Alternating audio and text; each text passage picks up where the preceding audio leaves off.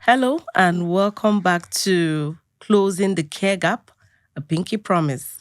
So with me here is, thank you. With me here is still the most amazing professionals in the system, in the world. Let me put it that way. Okay. Yes. So I'm with Dr. Yemisi Toyobo of the Crestview Radiology. Yes, and I'm with Ezinne Obii-Okpala of SYNLAB Nigeria, the team lead and a path unit. And I am with Mrs. Nene Bejide of the ISOH Foundation. Thank you. So in this episode, we'll be talking about turning scars into strengths. Yes, because for me, I think it's the positivity. You know, a lot of people here, they have cancer and they start dying already before the cancer gets them. So cancer is not actually a death sentence. No. Cancer, early detection saves a whole lot. Early detection saves a whole lot. So I'm going to be asking Nene, what awareness initiatives are out there for breast cancer, and is this an annual, awareness thing?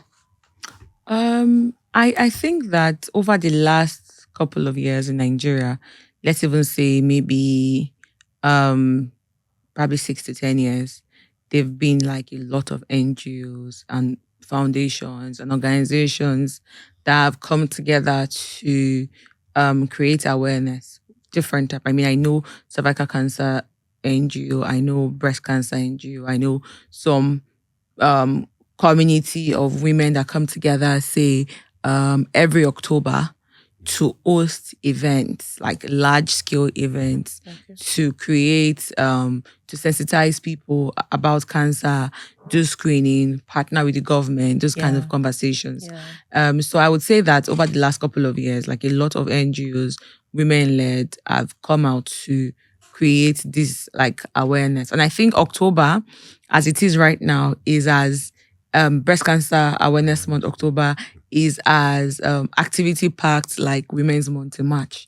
So once we are in October, every week, every month, radio stations, TV stations, as all the NGOs for cancer come out to do something. So Let me also add that there are a lot of NGOs, but also a lot of organizations, companies who encourages their staff now to do yearly breast screening. Even government parastatals, I know a lot of them that encourages their staff. In fact, it's almost like compulsory. They make them to go and do it. That's Then nice. there are also some individuals. There are even some individuals too that are taking it upon themselves to always do their yearly breast screening on their own. Exactly. So apart from multinationals, government parastatals, some individuals, we are not yet there.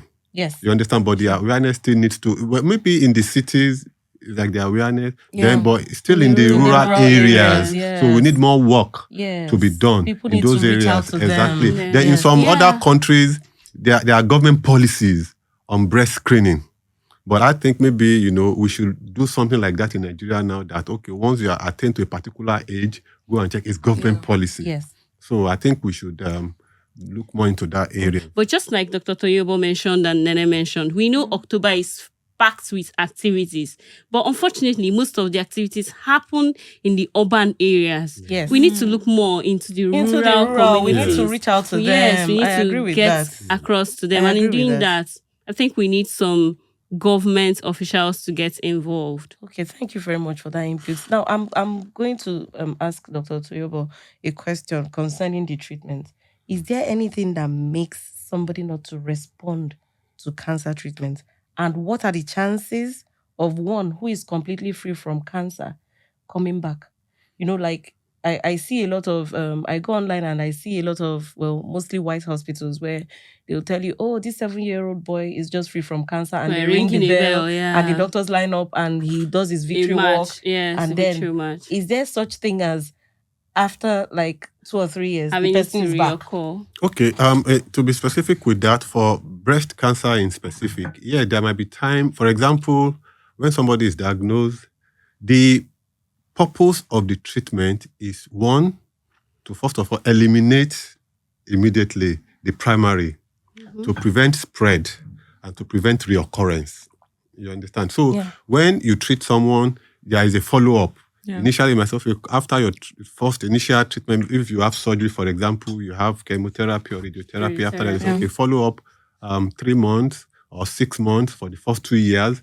You come, they check you, there is nothing seen. So there's always follow-up. Exactly. So most of the time, from after 5 years, or some people after 10 years of follow-up, and there is nothing, so they can say, okay, you are discharged from the clinic. So somebody can say, okay, I'm cancer-free. Okay. You understand? That's the victory mark. So there has to be constant especially for follow-up. at least for breast. Okay. So there is a time of follow-up, a particular time when they say, okay, if after this time we are not seeing anything, we believe that. But of course, that doesn't mean that the person will not still be observant and be checking. Okay. So Nene, I would like to find out from you, how can foundations assist with recovery post-surgery? Like, do you assist your patients post-surgery? Yes. So, like I mentioned, again, the NGOs we're partnering with. They have centers. They also partner with clinics. Okay. And they help create subsidized healthcare, like for chemotherapy, create like a package for surgery and chemo. So they partner with like other platforms. I know that I know some NGOs that partner with NSIA loads. Yeah, sure. Exactly. So so they partner with them to like be able to like give palliative care. Exactly. So they also reach out to NGOs like us that are focused on health and welfare to create like a package for these people. So where we now come in is to say, okay, how many people do you have on ground? Okay, how many people need? How many people yes. So for post care, I know chemo is about 6 months, like a 6-month period, right? Yeah. So if they say, oh, we have 10 people right now on ground at our facility that are taking chemos and all. So we provide like a fund or something that they can use to subsidize. But sorry, just to come in, your NGO, they just deal with people who have been confirmed and diagnosed and confirmed that they have cancer. Is it just breast or no, it could be anything. I mean, there was one we did last year that was pretty serious. I mean, it was a man. And it was a long medical term. It was cancer. And it wasn't, it could be anything. Sure. But I'm just speaking to the purpose of this conversation. What we are doing and what we've done with cancer organizations. Yes. Okay, so isn't it, I want to ask you about HER2 status. Okay. What can you say about that? Okay, after histology is done, there's what we call immunohistochemistry. Okay. So for breast, there are basically 3 or 4 panels, depending on the laboratory. For us at SYNLAB, we do 4 panels. We do the ER, PR, HER2, and Ki67. Okay. So ER is basically estrogen receptor, PR is progesterone receptor, and HER2 is human epidermal growth receptor 2. Okay. So for the HER2 status, after immunohistochemistry is done, it could be negative or positive. So for people who have the positive HER2 status, they go ahead to receive a form of therapy that helps in not really that it will remove the cancer immediately, but it's like a targeted therapy. Okay. It helps in suppressing the growth. Okay. Yeah. Okay. And so the beauty of the no matter what the challenges, that their medications, they respond well to those medications. Yes, because it's targeted. So, yes. Okay. I was going to say something. Okay, just quickly. Okay, no, you can ask him. They probably might just be along the line of what I want to ask. Okay, no, you can go ahead. No, I think I just wanted to really understand that some people don't have to undergo surgery. Is that what you're saying? They can take treatment and they don't have to take it off? After the surgery and the histology is done, that's the laboratory test is done, and they've been confirmed to have cancer, whether they infiltrating ductal or lobular or tubular. There is a second test known as immunohistochemistry. Okay. And so the immunohistochemistry, we check 4 panels in SYNLAB. So at SYNLAB, we do the ER, which is the estrogen receptor, the PR, which is the progesterone receptor, and we do the HER2, which is the human epidermal growth receptor 2, and we do the Ki67, which is just So I for think my differentiation. question actually is, Okay. say you early detection, right? Do you have to do surgery if it's very little? No matter how small it is, Yes, you no must matter do how surgery. small it is, it's advised. That's You what I must said remove earlier. it. Yeah, you know, Oh, it's like okay. Remove it. there's a primary somewhere. Yes. Okay. So you have to first of all remove the primary so Before that you it now does do the not treatment. it does not Yes. continue to grow. Oh, so that's So what I if wanted it's to still know. there, you know, it's like an abnormal. Initially, we say what is cancer? Abnormal growth. Yes. So we first of all eliminate or remove it. Then One, so that it doesn't continue to grow. Two, it does not spread to any Does not part of the metastasise. body. Yeah. You understand? Then three, where the ask comes in is that R2 comes is that we want to know the type. Yes. You know, it is like a protein that helps us to help in the cell growth. Sure. It's on the surface of the cancer cells. You understand? So if the level goes higher, that's when you say it's positive. If it's normal, you say negative. So those ones that goes higher, they have the tendency to grow faster and spread faster. But there is a medication that can easily suppress it and prevent it from growing. Okay, Exactly. okay. So since we are already talking about the treatment, helps to do the targeted therapy. That's why it's also advised after histology to go for immunohistochemistry. Please throw more light on the treatment. Like, how long does it take? I heard chemotherapy can last for like 6 months. So you see, the truth is that the treatment of treatment or diagnosing breast cancer is multidisciplinary. There are different aspects of doctors, specialists. You know, from we radiologists, we have the surgeons, the breast surgeons, we have the oncologists. Those ones that actually treat cancer itself. So you've diagnosed it. So first of all, you know, okay, this person needs surgery. If they need surgery, the person does surgery. Then the oncologist takes over. Then after doing all these tests, immunochemistry, the type of cancer it is, immunochemistry, then the oncologist will take over and prescribe the necessary chemotherapy or radiotherapy for you. So now it depends.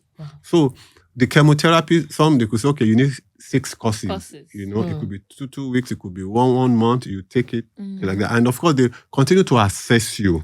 The oncologist will assess you, okay, have we been able to achieve complete elimination at this stage?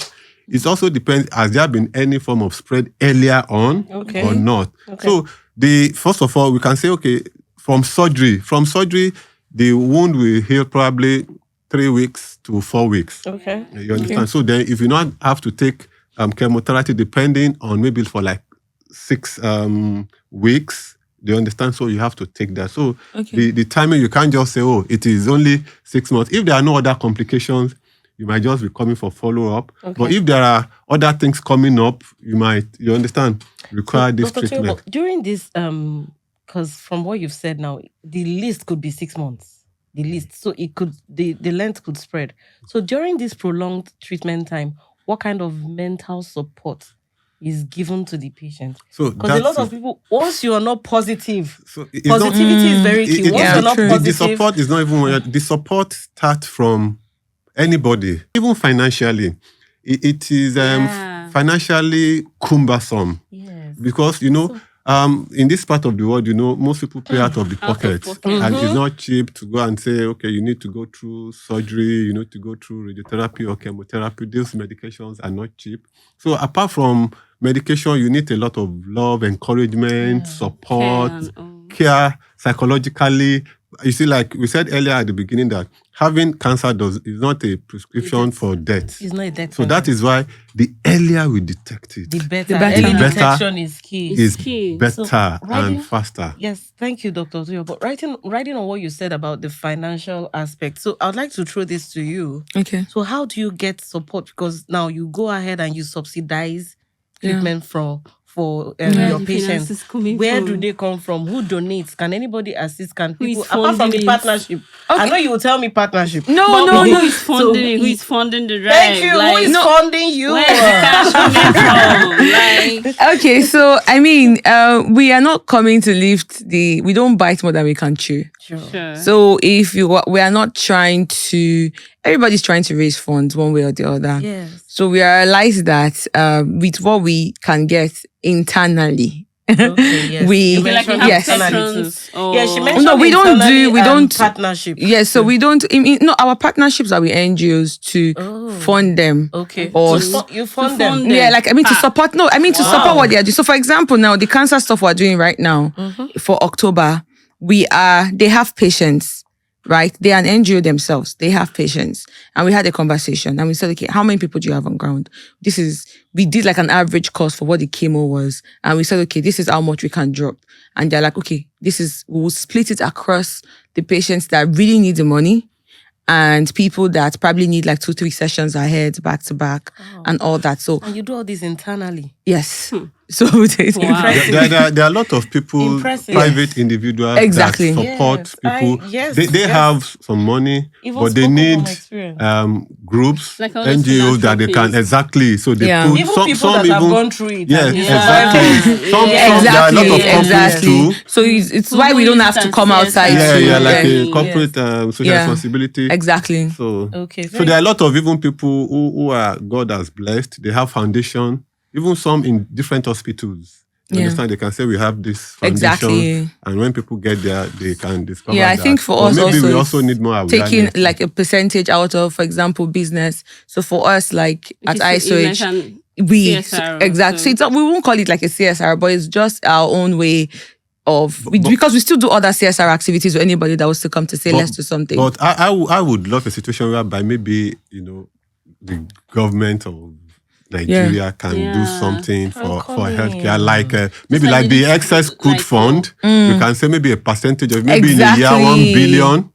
for treatment of cancer. Exactly. So just like if you go to HIV, so if you go to hospitals and you are diagnosed, for example, like the one at Luz, okay, if you are there, you are diagnosed. Okay, there's a government funding and say, okay, exactly. They say, okay, we will support you with so. So of course, it has to be monitored well so that it's not mismanaged. You understand? But I think if you can do something like that, I hope maybe Mr. President can.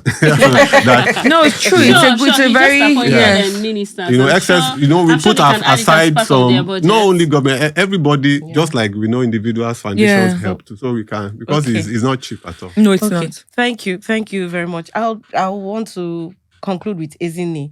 Just tell us, what are the lifestyle changes that people should adopt so that they are not predisposed to cancer, or in this case, breast cancer, or cancer in general? Okay.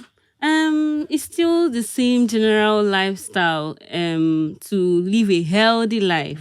I'll say that way. I think to start with, you have to eat well. I notice in this part of the divide, we don't care about what we eat, but there's what I call the colored way of eating.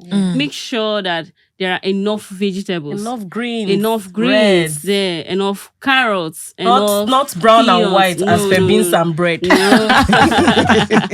Yes, I know it's not easy feeding in this economy, but each time you are doing it, be intentional about it, because it is yourself, and because it is yourself, I mean, we all have to live to experience life and live for tomorrow. And exercises too, yes. It doesn't even have to be the gym. No, it doesn't have to be the gym. You can take a walk. You can take a walk. Sometimes when I'm not running late to work, instead of taking a ride down, I take a walk. And so apart from taking a walk too, we also have to be conscious of our health. Yes. Like doing the comprehensive wellness check every year. In SYNLAB, I know we have different packages, different wellness packages. You don't have to really go for the big ones if you cannot afford it. But there are affordable ones. Yes. You don't have to wait till you are sick or having some symptoms before you check. Go for the wellness check. Yeah, let me hear from Dr. Toyobo. Lifestyle changes you can make. Yeah, well, she said some of it. What we take in, what we eat. More of greens, a lot of fluid. Avoid sedentary lifestyle. Instead of using elevator, lift every time, you can use the I use stairs all the time. Instead of going to the store near your street with your car, you can just walk down. No, check the time. Alcohol, smoking. Then have a relatively good weight to your height and size. Those are very key. Like you said, you don't necessarily have to go to the gym, but having a working, let it be constant. Yes. So Not one day on, exactly. one day off. So those are the important things. You can be depressed in going to the gym. I mean, when you get there, you see you the might gym not have the warriors time, jumping up and down. but you like, can. coming back. Then I've made this joke somewhere that the boss at work, instead of using the intercom to call your assistant in the 2 streets, so you can use the opportunity. Then of course your staff will think, oh, I have a nice boss. He doesn't disturb us. He's always bringing the file by himself. You are trying to use your every opportunity to exercise. Any add-ups from you? Anything you want to add? I think it's pretty much what both doctors have said. I think for me, it's really just trying to live healthy, like getting everything right. And the working part is said. Just the little things. I try to do that a lot. I do, like so my office is on the last floor. I don't take the elevator. So sometimes how many flights upstairs, please? Because you get as it go be. I think it's about I think it's about 4. So my office is on the 10th floor. Wow. So sometimes if I'm carrying a lot of things, I'll probably put in the elevator and run. Yeah, nice. Wow. No, it's because I try because I know that most times once I get down, so even sometimes when they probably won't drop me in front of them, I'm like, no, park at the car park so I can walk. So I usually used to wear you're very intentional. I'm trying to, because I realized that there were times I'll go by and I would just probably do like 2,000 steps a day. 1,000. That means I was not even walking. I was floating on the air. So I try to see how I can hit 10,000 steps a day, and it actually works for me. When I had time, I did 10,000 steps a day every day for 3 months or something, and I lost almost 10 kg. That's huge. Yeah. Nice, 10. From just working every evening. Impressive. Yes. Wow. It's intentional. But we've not had time. So now that doctor has thrown us under the bus. I think companies can also sponsor the wellness check thing for their staff. Yes, they do. Something no, some companies do already. As part of the package. See, I don't want this just to end personally, but it has to come to an end. So I would like, thank you very much, for us to leave. We call it our legacy board. Leave our legacy behind to show that you were here and you came, you partook of the podcast. You helped to make the world a better place. Yes, please. So it's a pleasure. Yeah. And that's Dr. Yemisi Toyobo of the Crestview Radiology. But this was a very exciting, very exciting. And informative too. Very informative. Actually so picked one or two things from Nene and I think the government should Crestview. actually come in with their full chest. Exactly. We're talking about breast. With their Thank full you. chest. It's my pleasure to be here. They should come in with their full chest and own this. Just go what you were saying. Yeah. Okay, I think there's also another part you need to sign. Oh, You need to sign here and the one under. Oh, okay. But Maybe when I'm done, I'll pass down to you. It's a pleasure. It's really amazing what like.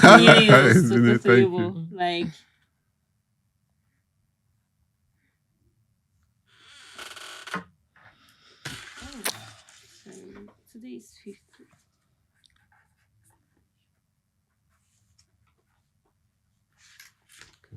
Thank you very much.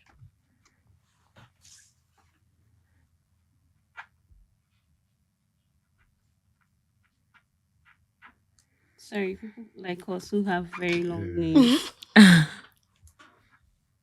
That's money bag people. Really? I wish it works that way. People that also have like super long signatures. Like, Are you sure? I mean, I'm not sure it works that way, because if it's like that, yeah, the Forbes list, some people won't be there. I'm telling you. All right. Thank you. Okay, Let me thank give you. to Nene. Yes. So, Doctor, can you share any success stories while we are doing this? Yes. There are a lot of people who have like no, I can't mention names. No, not the name. Just a success story, like a very impactful success story. That you actually followed up. Yes. From the outset. Yes. There are many. So I know someone. Well, let me say, okay, this person has even gone abroad to do a breast check, and came back and was cleared. And I think by less than a month after, the person came to us and we checked and we were able to discover something there. we did mammogram, breast ultrasound scan and biopsy, and which confirms it. And the person undergo treatment. I think it's over 10 years now.